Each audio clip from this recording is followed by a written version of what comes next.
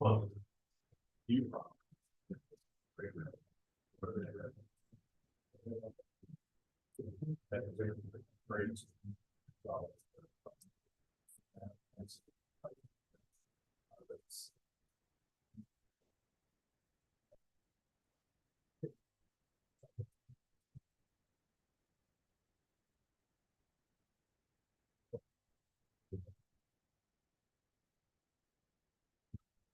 You don't have it yet, Bobby. Officer Bobby. Okay.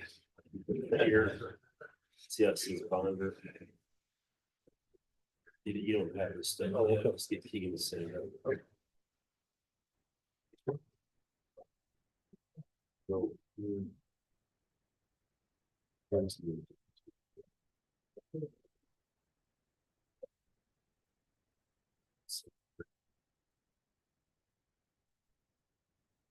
documents.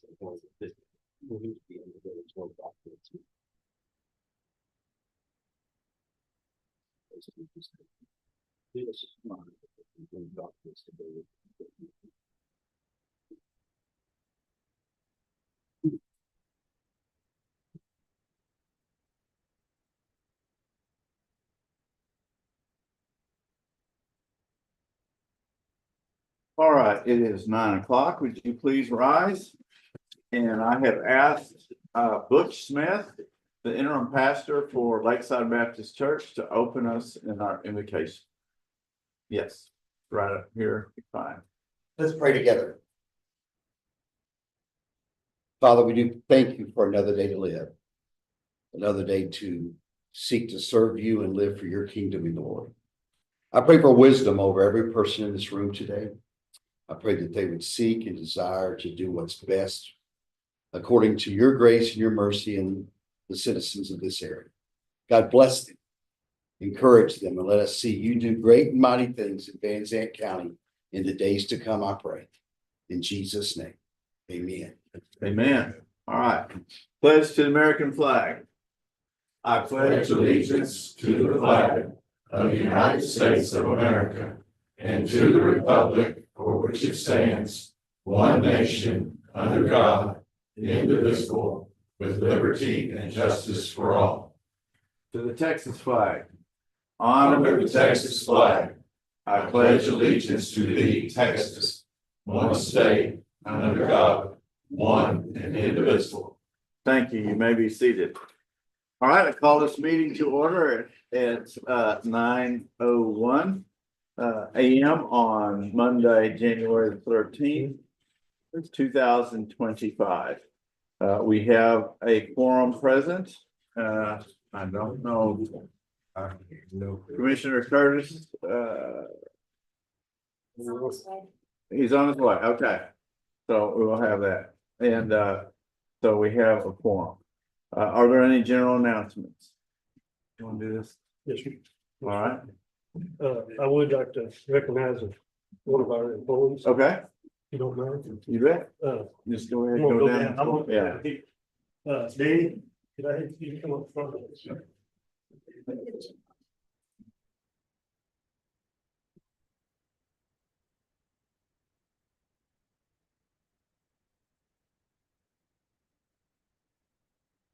This is a pleasure to me to get to award Danny his 5-year pen, and I want to tell you, I've been here a short time, but I appreciate what you're doing and what you will continue to do. And I would like to present this to you, and then here's your 5-year pen. All right. And Thank you. I appreciate it. Bye. All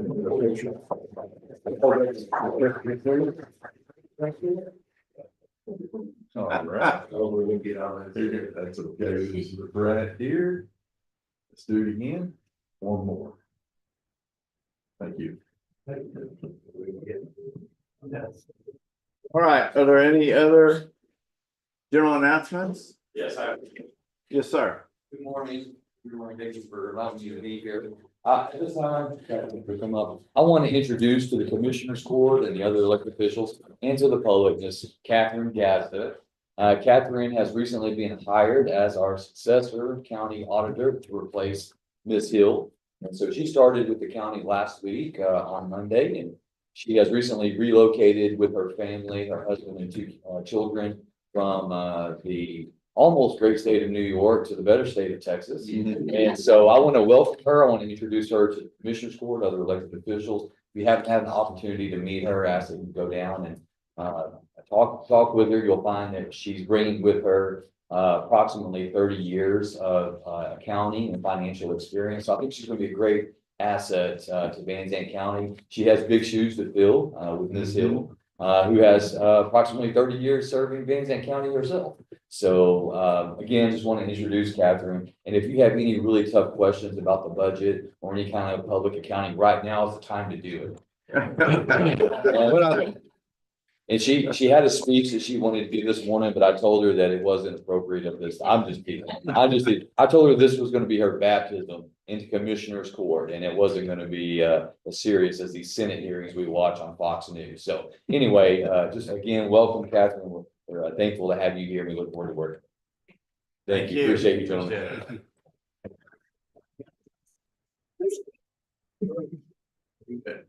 Any more announcements?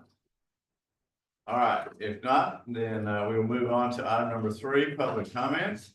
And I believe we have one public comment from Ronnie Jones concerning items 13, 14, and 15. All right, we're ready for you, Ronnie.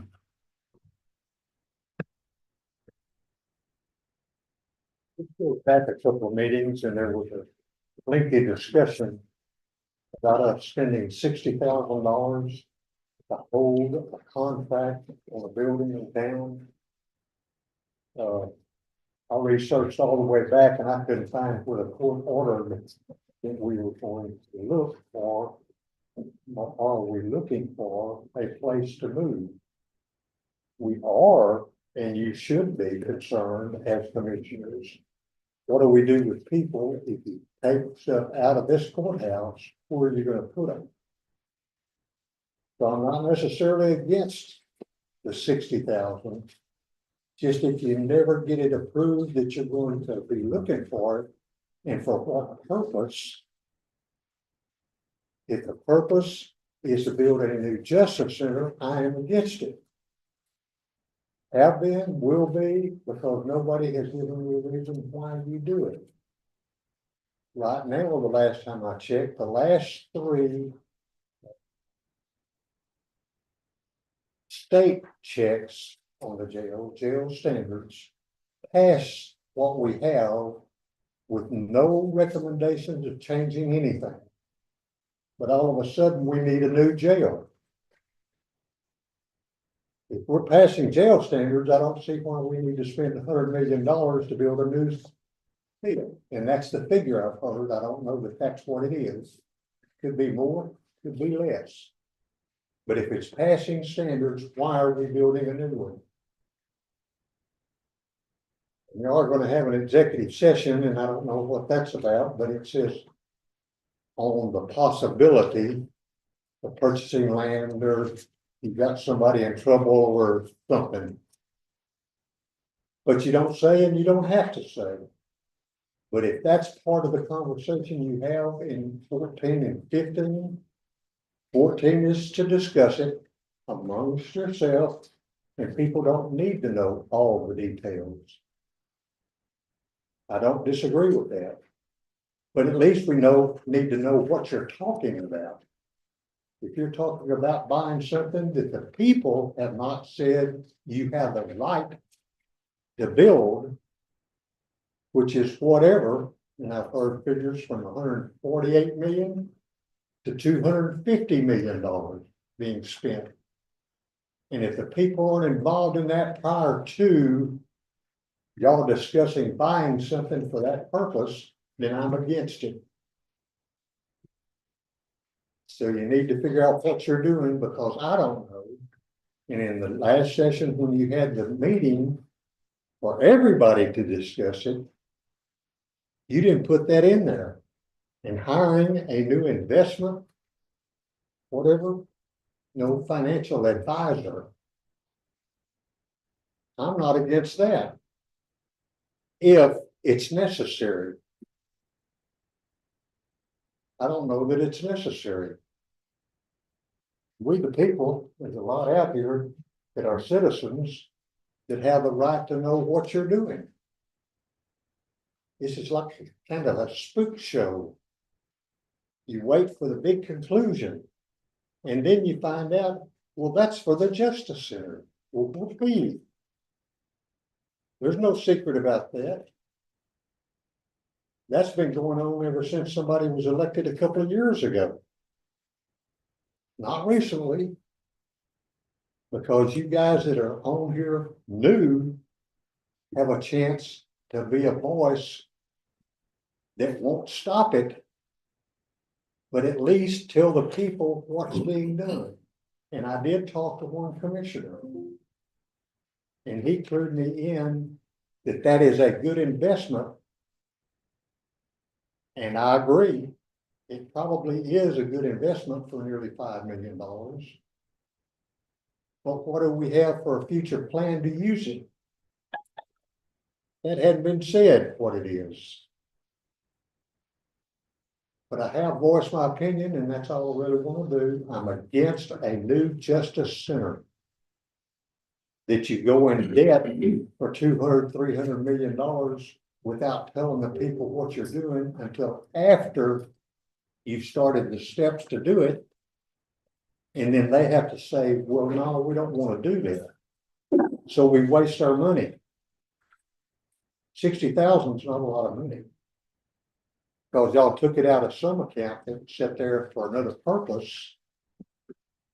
And do we have enough to carry this county on for 3 months or 6 months or 9 months if you take that 60,000 out of it? Probably. Because way back when, and this is going back 4 years or more, we had $12 million in uncommitted. What happened to the $12 million? I know part of it. They put a roof here and an air conditioner there, and we're good at spending money. Well, where's all the new industry to support those tax dollars being spent? That's all I have to say. Thank you. Thank you, Ronnie. Appreciate you. All right, so any other public comments? No? Okay. All right, item number 4. We move on to item number 4, consent agenda. Consent agenda items considered routine by Commissioner Court will be enacted by one motion. There's no separate discussion on these items unless the county judge or commissioner requests an item be removed from consent agenda and considered separately. I'd like to make a comment that item number B, discuss, consider approval of county bills for payment as submitted. I have not seen the county bills. They were not in the binder that was published last week. And so I haven't had a chance to review them. The question is, do we pull it or are y'all comfortable with approving something? I'm not sure if any of y'all have seen it or not. I have not seen it. I have not seen those bills. All right, is there? And what time? Okay, the updated binder, what time was the binder updated?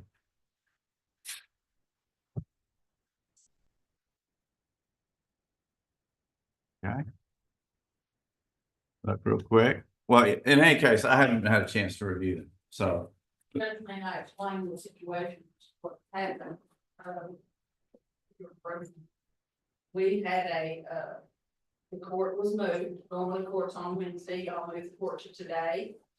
Our deadlines of the bills was January the 7th at noon. We closed the courthouse for 2 days. The treasurer's office has to have time to input the bill, then they have to come across the hall for my employee to approve the bill. And that doesn't happen overnight. Okay. Michelle did take the bills home, and she was able to approve the bills while she was at home through the winter, through the days that she ordered closure for the court.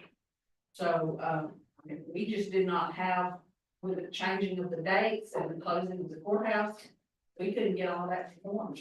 Okay. Could I ask you a question?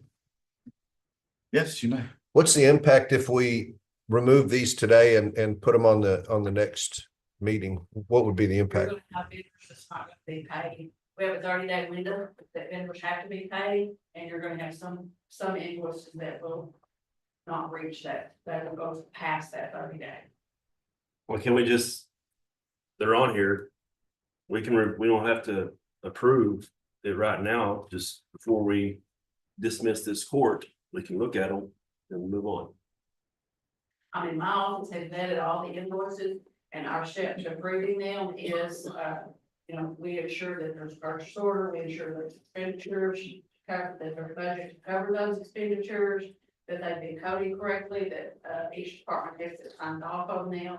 I'm very confident in the process that we've approved. But that's up to the board, you know, you like that. Well, I'm satisfied with Sandy's explanation, and it was a extraordinary circumstances with the court closing, so I will not ask that we pull that out.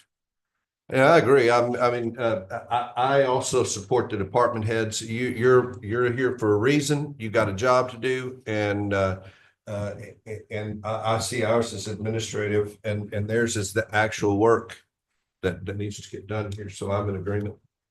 Okay. So is there a motion to approve the consent agenda? I'll motion. Second. Motion is second. All those in favor say aye. Aye. Opposed, like sign. Motion passes. Item number 5, presentation by Richard Land from Linebarger, Guggen, Blair, and Sampson LLP and et al. At all. Et al. Well, Judge, Commissioners, I'll start later. Everybody with the firm that we have here, standing by the door is Jeff Jordan. He is our client liaison. He is another level that's available for the county and any of our clients within the county that you can reach out and talk to. He sees to the needs of the county. Standing right here is Jim Lambert. He is the capital partner, managing capital partner for our area. He's the guy you talk to when I mess up. He's here to help us too. As much as I like to pretend I'm the expert of the county, Jim's been working it for 30 years, 28 years. Been working for a long time. I have stories, but Jim Lemons has actually helped put the world back together in many of the areas in Van Zandt County. And finally, the most important person in the room is Hannah. She is our area manager. Jim and I are the attorneys that come in and work, but the truth is Hannah does all the real work. She's the day-to-day drive behind the collections, which I'm gonna just go ahead and spoil the entire plot. We've had a great year in collections for Van Zandt County. Awesome. I know we have several new commissioners, and I think even for Mr. Williams, it's the first time I've had a chance to present. So if you don't mind, I'm gonna spend just a little bit longer than we normally do and talk about how the collection process starts, because it's a 2-year process. I'm gonna let Mr. Levin tell you about how that starts. Well, first of all, taxes come to us about 18 months after they were initially assessed, appraised, and valued. So it's based upon ownership on January 1. So what you're talking about right now, the appraisal is reflecting the 2024 taxes based upon who owned it and what the property was on January 1 of 24. We're not going to get those until July of 25. So it's about 18 months after the initial date. So that's the beginning of the calendar. The next thing is there's renditions in April, notices go out from the appraisal district's values get set through the course of August. That value then gets certified and you get a certified appraisal roll. And then right after that, you set a tax rate. But when the county sets its tax rate, bills then go out on or about October 1st. October 1st, you have until the end of January to pay. That's the period we're in right now for the 24 taxes. And so that period ends on the last day of January. So you put the word out, got to get it paid by the end of January, because on February 1st, it's delinquent. And when those properties go delinquent on February 1st, then there's a period between then and July where the appraisal district's still collecting. Penalty of interest does get applied to it, but it's not turned over to us to collect. And then on July 1, all of the taxes get turned over to us to collect that have not already been given to us. We do collect the BPP, business personal property early, any of those accounts. But traditionally, almost all taxes go delinquent roughly and get given to us on July 1st. So right now, we're working the 2023 tax year. So we're always working in arrears. Pay taxes in arrears, we're collecting in arrears. And that's the rough timeline that it goes. And then I'll turn it over to Richard to talk about what we do after July 1st.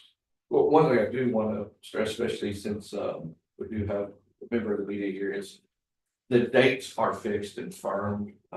February 1st at 12 o'clock, February 1st, taxes are delinquent. And then each step along the way, whatever the additional penalty interest is, those are firm. That's why Mr. Landis said that you might want to get out the word today and let everybody know that you have until the 31st to pay before it is delinquent. And I get asked the question all the time, well, everything's negotiable. Austin said it's not. Yeah. This is one body of law that is not negotiable. If it's delinquent, it is delinquent. If I quote a very astute tax collector one time, he says, sins may be forgiven, but penalty and interest cannot. So I'll start with our mailing campaign. This is the bulk of what we do. I like to call it soft collection versus hard collection. Our ultimate goal at all times is to collect taxes, not to sell property, not to file lawsuits, not to be that mean hammer hanging over the taxpayer. We want to talk to you. I hate the word negotiate because it sounds like we're able to whittle down the taxes, but we're not. But I can come in and help you set up a payment plan. And I can negotiate how much you're paying each month to make it fit what the taxpayers and the citizens can pay. And that's what I want to do more than anything else. I want the delinquent taxpayer to call me, talk to myself or Hannah and say, Richard, what can we do? And that opens up a door and allows us to collect a lot of stuff. Because what I want to do is I want to collect the dollars that's needed for the counties and the school to stay open while leaving the property in the hands of the taxpayer. And most of the time, that's what we do. In fact, last year, our timeline goes from for the report, our timeline goes from July 1st all the way to June 30th. So this is that time frame. Last year, we mailed out 18,271 letters for the county. That is 18,271 times that every delinquent taxpayer in Van Zandt County has got a letter from us, and it increases in severity each time. The first time is that, hey, you probably overlooked this. You're going to want to take care of this. The next time is this is getting a little more serious. Finally, all the way to we're going to file a lawsuit. Your property is at risk of being foreclosed and you losing the property. So we did that 18,271 times, and that doesn't include the mandatory notices and statements that come from the tax office. Reason I like this practice is when we get in court, whenever I finally get to bring somebody into court and we're talking to them, we're standing in front of Judge Martin. And if I've got a taxpayer there, I'm sure this will shock you, but they'll say, well, I never knew I owed taxes. And I can actually point to every year they've received 6 letters from us and 3 letters from the CAD, the tax office. All right, I said I don't like to file lawsuits, but I will. Ultimately, I want to stress, ultimately, I want to talk to people. I want to get them on a payment plan. I want to get it taken care of. But in that same time frame, from July of 2023 to June of 2024, about 95 new lawsuits to collect taxes for Van Zandt County against 144 accounts. That totals just over $250,000. Out of those paid dismissals, even a lawsuit is a collection tool for me. Sometimes me calling people, talking to people, sending letters doesn't work. But when Deputy Hanson knocks on the door from the sheriff's department and says you're being sued, a lot of people start calling, wanting to figure out what's going on. 27 times I was able to get payment before we made it all the way to judgment for a little over $55,000. I will take a case to judgment. Once I file a lawsuit, we are moving. If we are to the point that we file a lawsuit, we're going to go to judgment. In the same time frame, I have asked for 40 judgments against 65 properties for a little over $106,000. Even then, if someone will contact me and work with me, I'm going to work out a payment plan with them and try everything I can. I don't know if you're getting this theme yet or not. I do everything I can to keep it into the property or in the hands of the property owner. If they'll pay it before we take it to a sale, which means they come to court, we've gotten a judgment on it. They said, Mr. Brand, I'm going to do everything I can to pay it, and they do it. Once it's done, we'll release the judgment because the property taxes are paid, it goes back into the hands of the owners.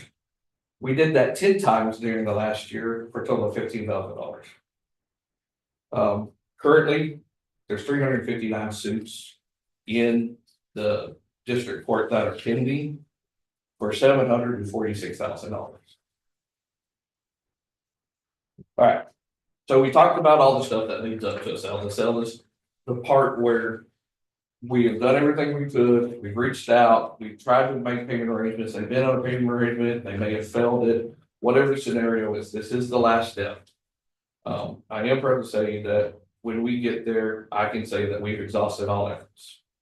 And because we have so many suits, because we are working the file so deep, we have a very robust campaign, sales campaign in Van Zandt County.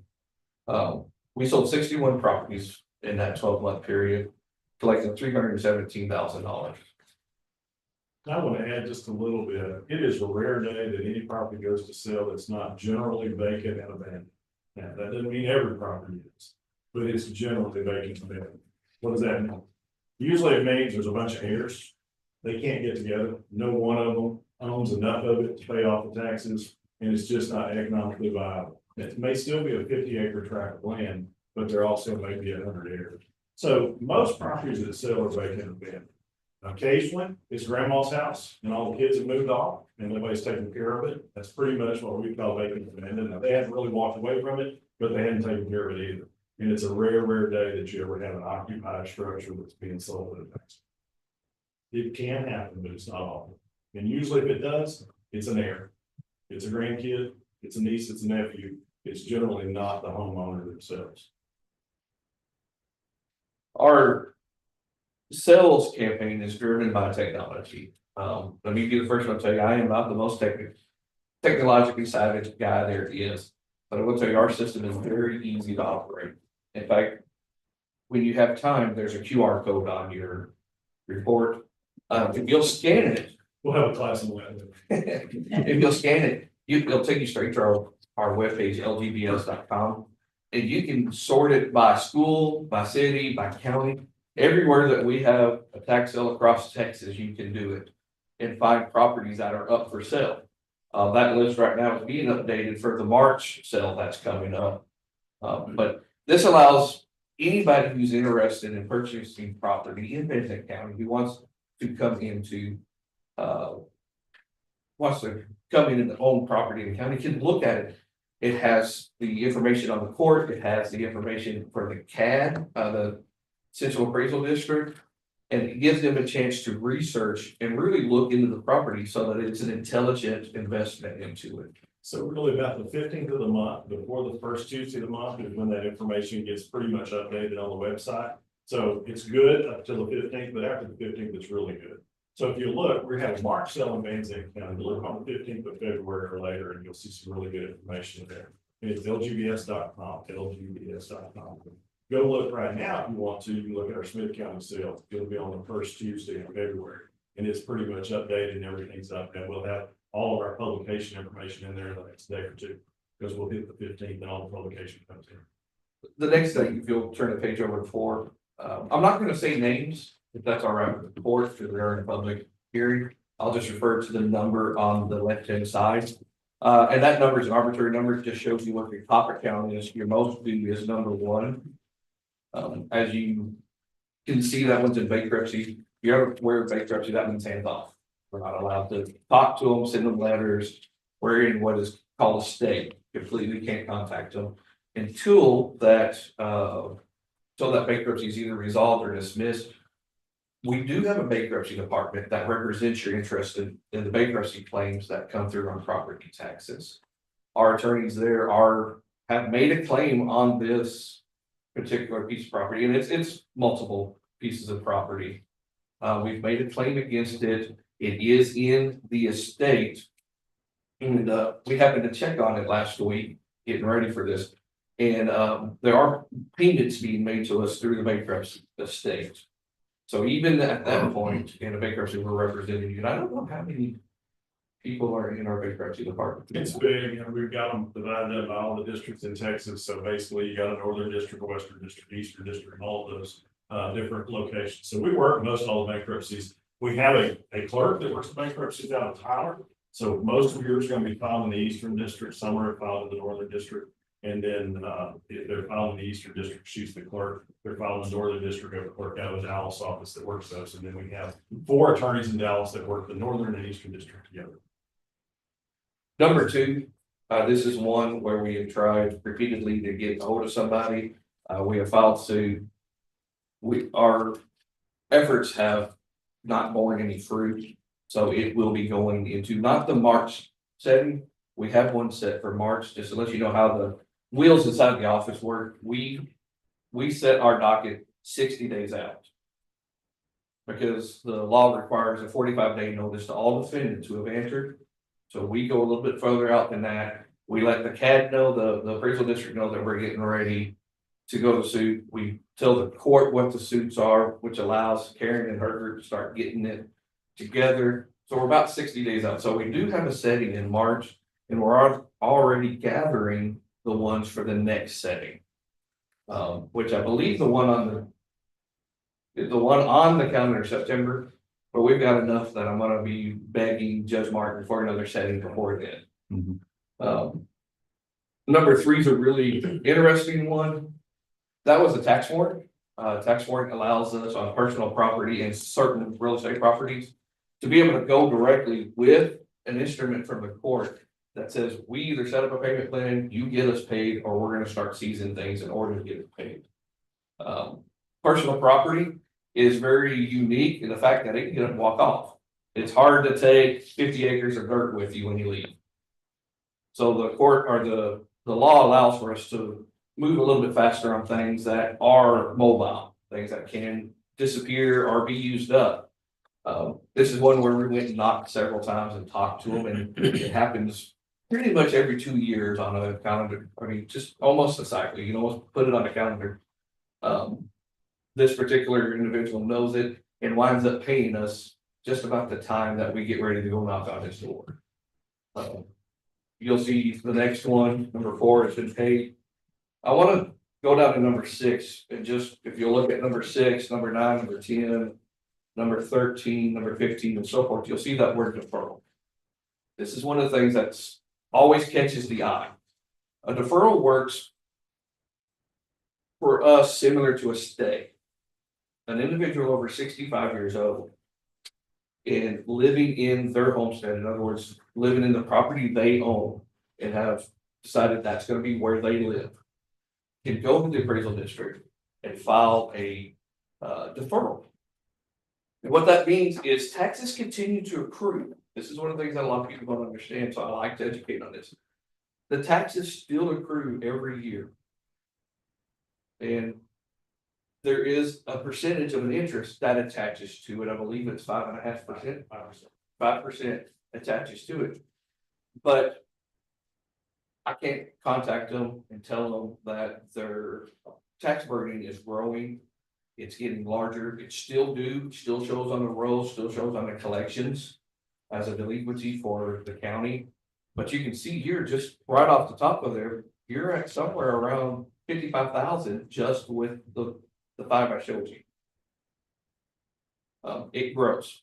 So increasingly, we see 25, 30, 40% of the tax roll that's delinquent in deferrals. Doesn't mean you won't collect it, we'll get it eventually, that estate will have to sell, but it often happens after those individuals either sell the property or they're deceased. If you'll indulge me for a minute, I'll tell you part of the reason why this happens. Someone will go at 65, and you know, it's not uncommon for people to live be 85, 90, 95 years old. If they have that in the deferral, there's 20, 25, 30 years of taxes that are delinquent. The law says once the person no longer uses that residence or that property as their residence, which is a nice way of saying they are metabolically challenged, they passed away or they've moved, they have 180 days to settle the account. A certified letter goes out, tells the heirs or the owner that your deferral has been removed. At 181 days, again, this is one of those days that are locked in and cannot be moved. At 181 days, all of the penalties and interest attached all the way back to the day they were delinquent. Now we're starting to see 2nd generation deferrals. What that means is grandma had a deferral, now the kids, are over 65 and it's their homestead, and they now have a deferral and hadn't paid taxes now going on 40 years. It's an interesting thing in the law. It is intended to protect the homestead of an individual who cannot pay, but increasingly we see it being used by folks who really have well-off property, and they're just using it as a shield. It's very interesting. I won't go through all 50 of these, but if you look, one of the things I am very proud to say is every one of the top 50 accounts has either been collected or have made its way to a lawsuit and is moving along the docket. And you'll see the ones that have the word suit filed next to it. The vast majority of those are ready to go. Or to be in the March setting or the next setting. And I've used that as a term for the one with the unknown date, no later than September. They'll be ready in that setting. Or we're at a part where we're waiting for someone else to do it. I'll want to give this last example. If you'll look at number 37. On page 5, you'll see suit filed awaiting service. We are a very unique body of law. We're not, the defendants who are being sued are not somebody that you have privity of knowledge of who that person is. It's a name on a road. Almost every other lawsuit that you see, you were in partnerships with them, you were married to him, you ran into him and got a picture of his driver's license and his insurance. Or some identifying marker. Or you were the bank and they filled out a credit application, getting the social security number in their driver's license. In that case, if John Smith is being sued, we know it's John Smith at, I'm gonna use this old reference, 1313 Mockingbird Lane. We know who that is in those cases. Here in the tax law, we have a name on a road. It's gonna be John Smith. In Van Zandt County, there's probably quite a few people named John Smith. But if that person moves to Dallas, you're now in the thousands, if not tens of thousands of John Smith. Our system allows us to track that John Smith down. And with a very high level of certainty, I can point to the John Smith who owned a piece of property in Canton ISD, the one we're looking for. I can find his children, the people in his circle around who would contact them. I can track him from everywhere he's moved. This is a skip tracing software that we have that's probably the best in the industry, in my opinion. Again, I'm not the most technologically savvy. But every time he applies for a credit card, every time he fills out a apartment lease, every time he does anything that hits the system as possibly being John Smith, we're flagged. And then we go out and try to serve him once again. We want to make sure that we've got due notice in the hands of people that are proper. And you'll see there's a handful of people here that's awaiting service. And that's because, again, we've sued somebody who has moved away or somebody who is dodging service. We've got methods to take care of that have to run its course of action too. But we're doing everything we can to get it right in the hands of the right person. And we're right. The best, I mean, a strong majority of the time, we've got the right person. So that's your top 50. Is this number, is that what they just owe Van Zandt County? Is that the Van Zandt County and school districts and everything? That's the base tax. But, okay. So that is the amount owed to Van Zandt County without penalty and interest attached. Okay, so the actual amount due is way higher. All right, the next chart, that's account. So what that is that the snapshot of July 1st, 2023 of your 2022 tax year. And what that is, that shows you what percentage of that total tax roll these accounts were in. And so under suit, I'll start at the top right hand corner, 23% we had under suit, 1% we had judgments on and coded. Then there's 14% as of that day of your accounts were in deferral.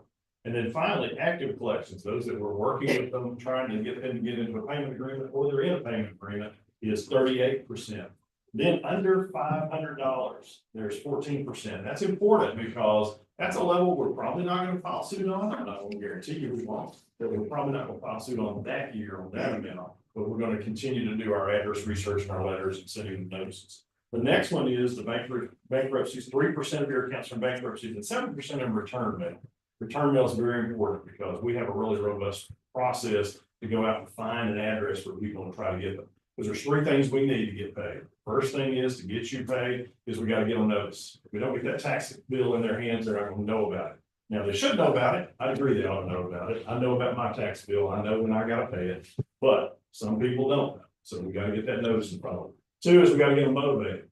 They have to be told there's a tax lien. It will be foreclosed and probably can't be sold if you don't pay your taxes. And the third is they gotta have the ability to pay. And when those three come together, we get paid. And that's why we have to continually churn those address research, sending out letters, notices, making phone calls and doing personal visits. Last thing I want to say on this is, we've had a great year of collection. I believe you see it each month when it comes. And that's because we value our relationship with Van Zandt County. All the entities here, I live just on the other side of the county line. We have an office here at the appraisal district, which handles that 3 days a week. We value our relationship with you, and it's been great for both of us, and we look forward to going forward with it. And getting to meet the new commissioners and spend time with y'all too. Like Richard said, he doesn't live too far. He's down I-20 going west, and I'm right outside of Van Zandt County, about 6 miles over in Smith County. We're never. If you spend any time with Mr. Limerick, you're gonna find out that his family is scattered all through Van Zandt County. My great grandfather used to have this position right there, Toll Road. Thank you for your time, and we look forward to it. Thank you very much. Appreciate it. Do you have any questions, commissioners? No questions? All right. When you serve people, Yes, sir. are you using our officers or your people? Most of the time I'm using your office. Constables? What I'm using Deputy Hanson over at the sheriff's department. If they're outside of the county, then we have different avenues we do, but generally we like to use the officers in whatever county it is. So if we're serving somebody for Van Zandt and Dallas, we're using the Dallas County. And then we'll use a private process server if it's. Very good. Item number 6, discuss, consider reapplying for the VOCA grant to fund Victims Assistance Project for the 2025-2026 term. Morning. Good morning. Every year, the district attorney's office, with the approval of the commissioner's court, applies for and has received a grant through the governor's office and the ETCOG, which funds our victim assistance coordinator in our office. We're required by law to have a victims assistance coordinator.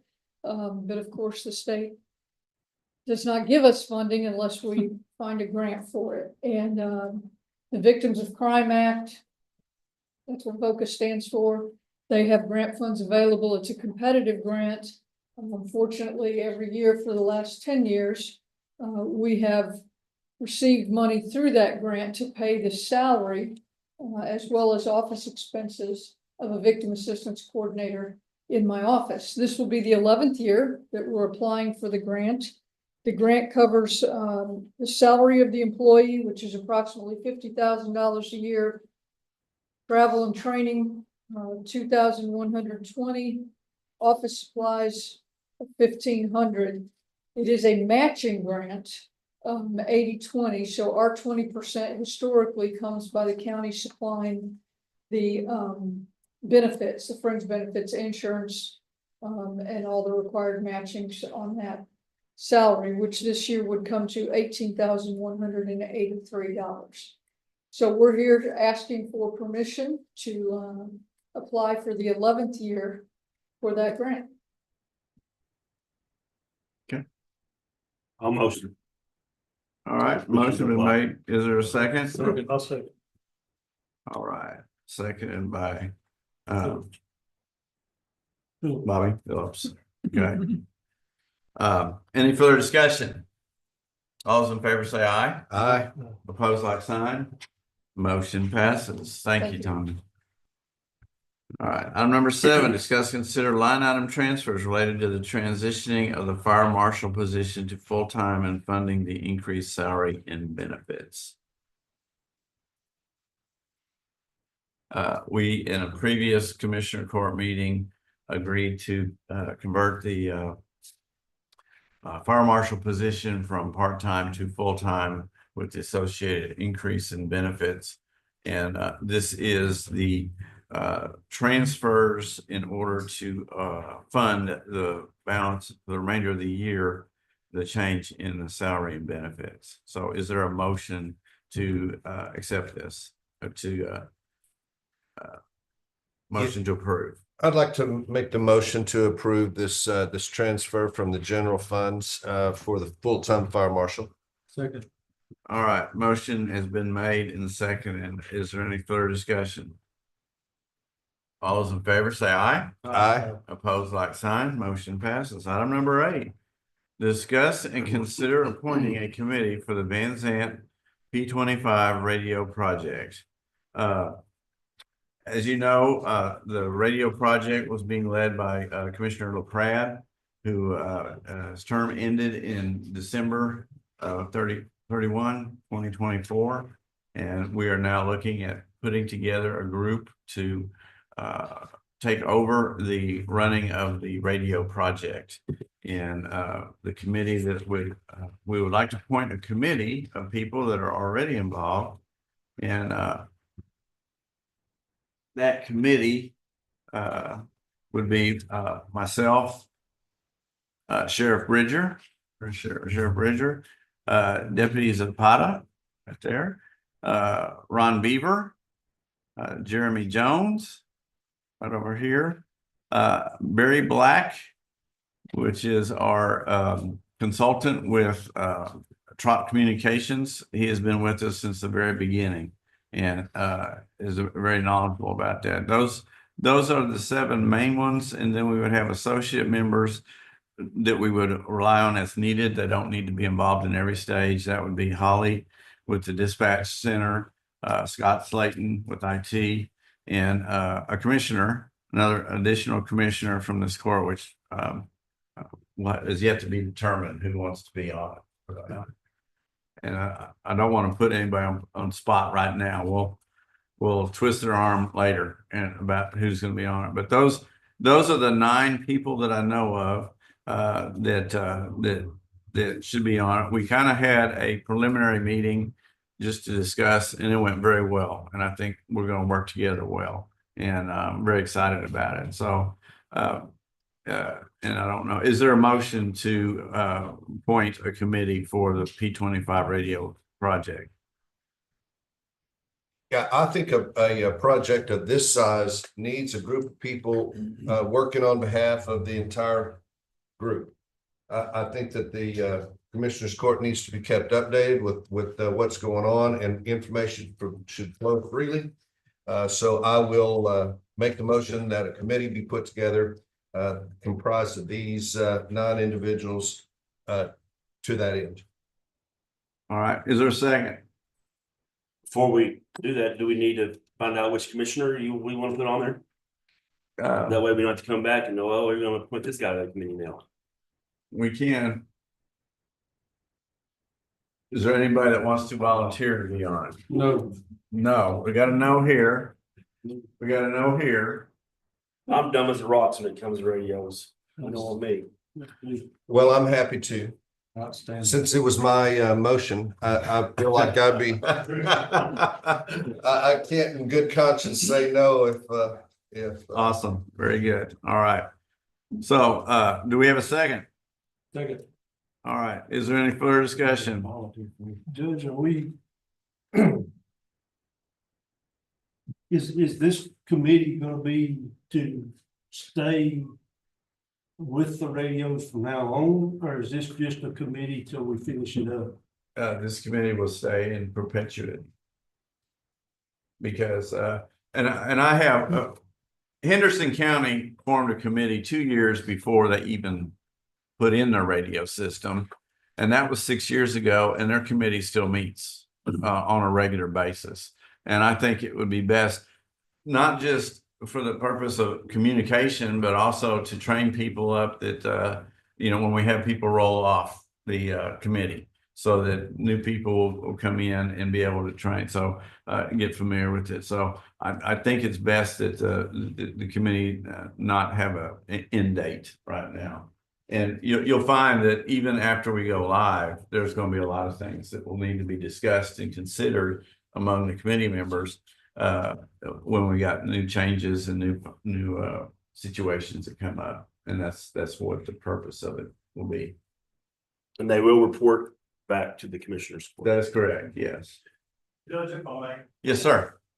the committee is just really just to, what the judge said, is to keep everybody on the same page, and if there's changes that we can discuss or whatever, we'll discuss those.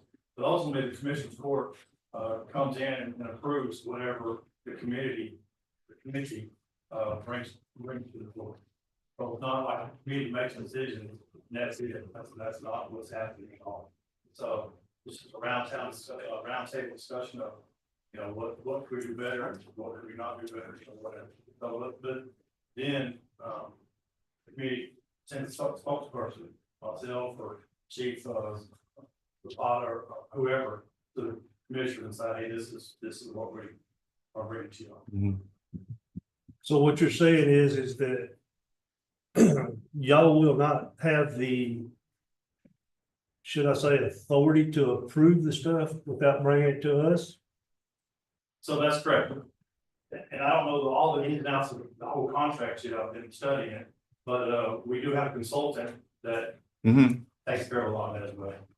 That they all have already put in place, the consultant. Right. And any contract would come before the court for approval before we do it. There'll be some things that have decisions that have to be made in between commissioner court meetings, just out of a necessity. You know, those will just bring to the court to ratify. But that would be not major things, but purchases, things that we missed in that regard. So, but that's the intent. When we get the radio committee established, then we'll establish what the communication will be as far as weekly or monthly reporting to the commissioner court on whatever.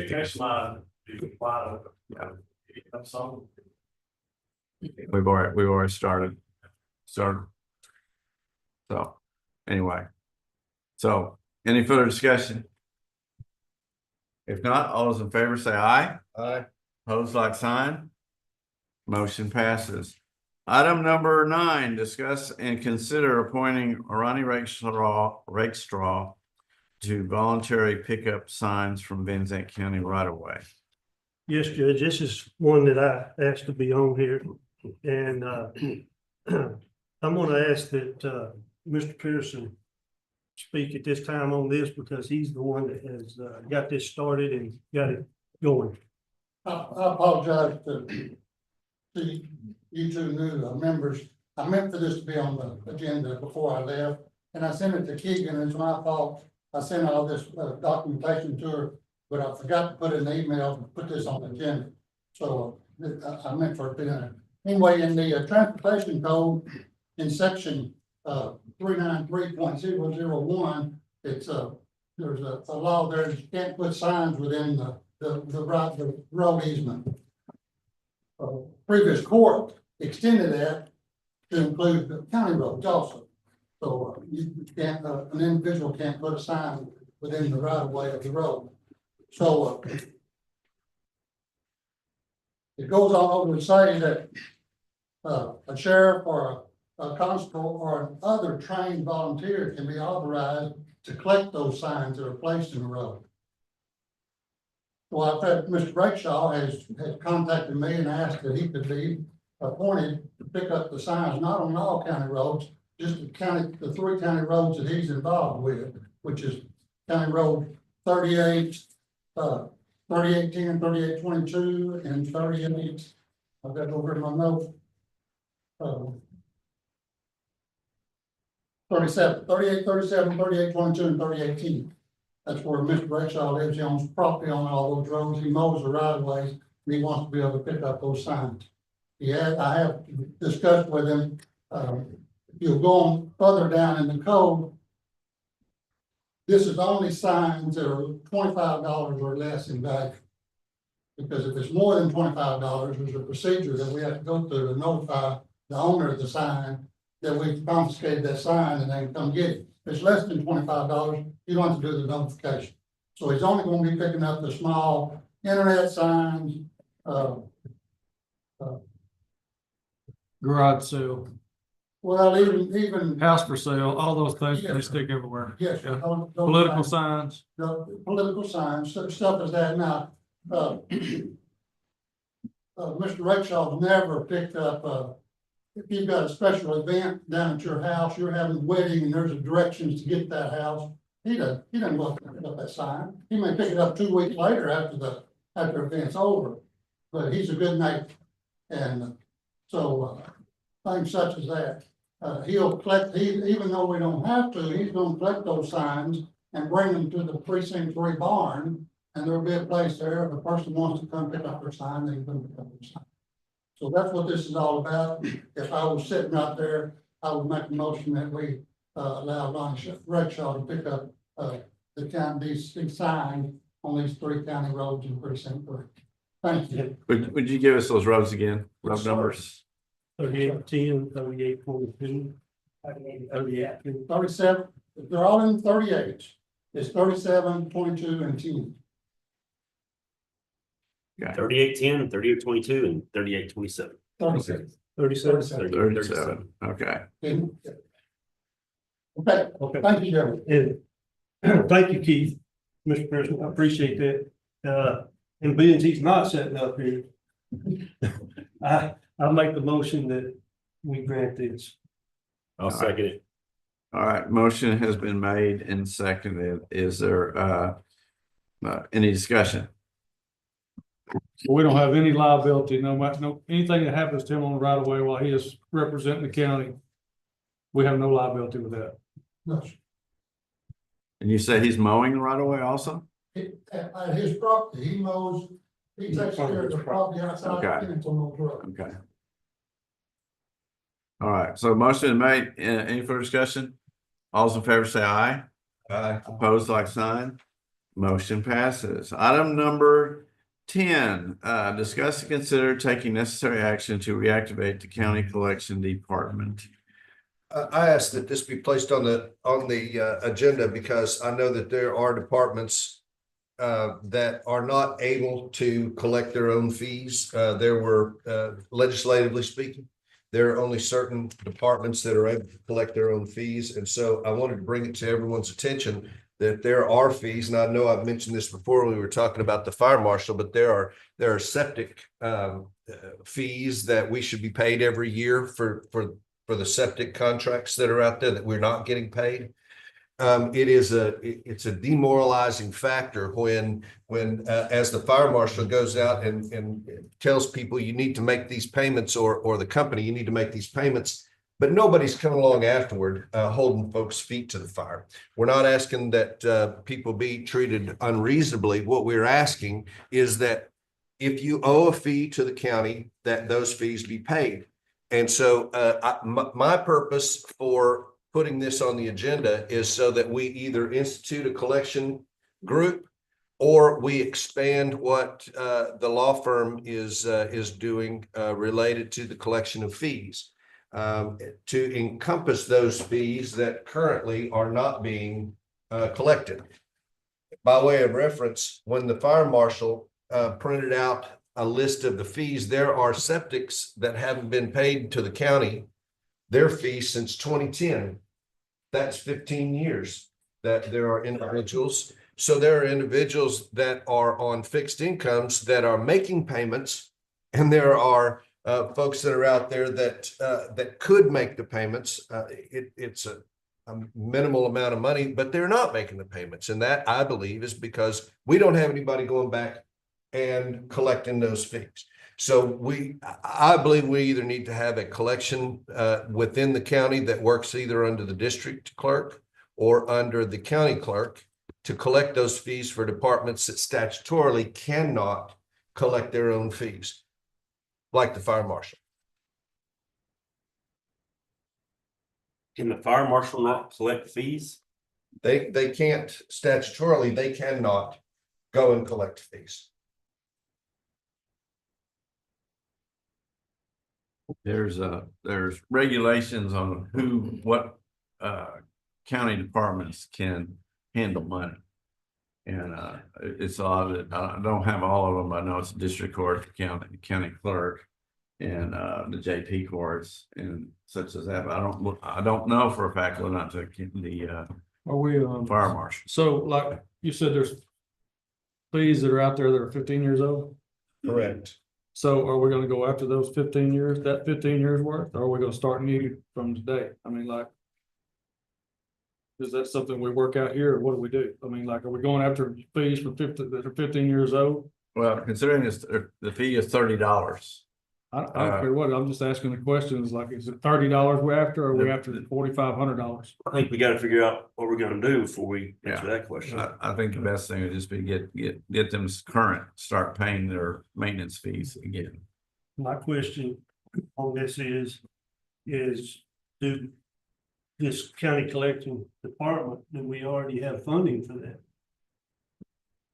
No, there's no funding in this year's budget. Yes, Tommy, do you want to say something? No, not in response to that, go ahead and finish. Well, that's the one thing that, I mean, if we don't have the funding for it. Already having problems with money, so. Well, I'm thinking we need to fine tune what it is the collections person would do, where it would be and what they're supposed to do. What they're supposed to be collecting and put it, so have it ready for next year's budget. It's kind of what I'm thinking, rather than trying to do it this year. Well, go right ahead and then I'll make a final point. It was my understanding that the fire marshal currently collected his own septic fees. Is that not correct? The fire marshal, when they send something out, then they send it on to the justice of the peace. If if they send letters and they don't get anything, they don't have the ability, based on my conversation with them, to actually enforce the payment of these fees. So they may send a note and say, hey, go take your money up to the county. But they don't have really any mechanism by which to collect those fees. If a collections department sends you a notice, then they refer it to the district attorney's office. They refer it so that these fees, when they get to a certain point, we have the ability to actually use the teeth of law to either place a lien against their property and then send them to these fine folks to. Or we increase the number of cases that we're given to the law firms that are doing these kind of collections, because I presume that statutorily speaking, you guys have the ability to collect your collection fees on top of whatever amount that we're owed. We do on the criminal fines and fees, but the civil fines and fees don't have a statutory imposition in Texas. So on all the money that you're collecting related to the property tax, your fees come out of our portion? No, on property tax, sorry about that. Property tax has its own collection built into the tax code. So that portion has its fee, and it's a set standard fee within the property tax code. So so these are considered civil fees, and so if we hire an attorney. If we hire an attorney to collect these, then we're ultimately again losing out on money. Non-criminal. So the district court, county clerk, and JPs all have a built-in additional fee, just like the taxes have an additional fee. But the other non-tax, not civil fees, So we have to make a determination of whether an attorney is going to charge less than if we hired somebody to do it in-house and then pursue those fees anyway. I tell you what I am preferring not to happen is that we allow people who owe money to the county to continue to get away with not paying it. Does the JP, like you said, the fire marshal doesn't have statutorily have the right to collect fees? They send it to the JP. Does the JP have the jurisdiction to collect it? JP, it's my understanding that the JPs here, they do have the right to collect, but they turn in their uncollecteds to a different law firm. But apparently we're not even getting what we needed to collect if they haven't even done it since 2010. we don't even, there's no reports even out there. There's a difference. Collect and enforce collections. Enforce collections requires a lawyer, law firm of some type. JP couldn't do that. Correct. He can collect, just like the fire marshal can collect, just like the district clerk and county clerk can collect, just like the appraisal district can collect. But when it comes to enforcement of collections, that's where you need a law firm.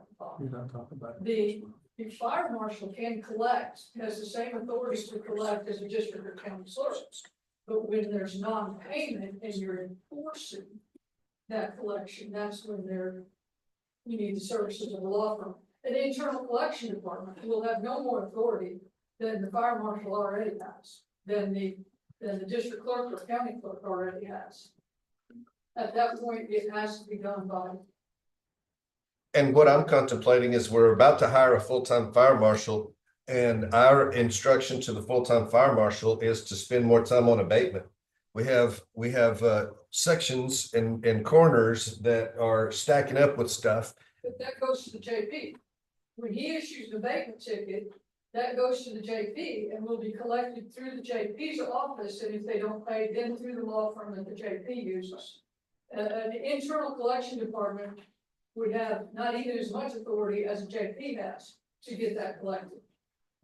And this is the reason why I put it on the agenda today, is because we have fees that are not being collected. And it appears to be an area where we are not concentrating our efforts. So one way or another, somebody needs to start doing something related to, because, you know, we're hiring a full-time fire marshal to begin the cleanup process. And we need some solutions. But we already have that. When he issues a ticket, it's a ticket for that person to appear in the JP court and pay their fine. If they don't pay their fine and the JP exhausts his remedies, they already have contracted with a law firm. I understand that. And I'm not talking about that. I'm talking about that just generally speaking, we have fines and fees that are out there that are not being paid. And so we. The district and county courts go to Linebarger, the JP's uncollected go to a different law firm. Then if you could, or if the JPs will, or if somebody who knows will send me that information, I'd like to follow up. I think- I have to, report to the outside auditors, our accounts receivable on fines and fees. That is in our book. I can give you the reports that I've done for this year. I haven't shown them. Great. Heck, I think the commissioners court ought to have access to what, we may have it, I may not know it. Access to what is delinquent out there. I mean, if we're in charge of the budget, we might want to be in charge of, hey, we got this too. And I will tell you, in the audit book, collection is 90% delinquent, 10% collected. But once they go delinquent, it's hard to collect it. And I understand what you're saying, Commissioner, about the septic fees. And I believe you're talking about the renewals, the $30 a year. That's right. Every person who has their own on-site septic, regardless of what type, is required to have it in the contract. And that contract should require a $30 a year payment to the county. Maintenance contract. Yes. Maintenance contract. It's for the aerobic systems. That's what- Yeah, it's for the aerobic systems. That was my question. If you have that contract, isn't that $30 figured in that contract? Yes, so the So if easy you- solution here is for one of the fire marshal's employees to go to all the contractors and say, hey, I want to see your books, have you been paying? Right. Because She's already it's started. the individuals may be paying it, Right. but the contractor may not be paying it. It's the contracting company Okay. that is supposed to be paying that, not the individual pays it to the Right. contracting company as a part of the maintenance Right. agreement, but then the company is the one that's supposed to be paying to, delivering it to the county. So that's, I mean, the fire marshal has the absolute authority to go say, I want to see your contracts. I was concerned about that. Because I have some of them, you know. Make sure it's paid. Yeah, me too. Right, yeah, But if we've been doing it for 10 years and not enforcing it, I don't want to go back 10 years No. and penalize people. I want to start fresh somewhere, like, Well, it's not the people, like you said, if they've been under contract, and they likely have, there are companies out there that are not making their payments. Yeah, it's the company's responsibility, not the individual.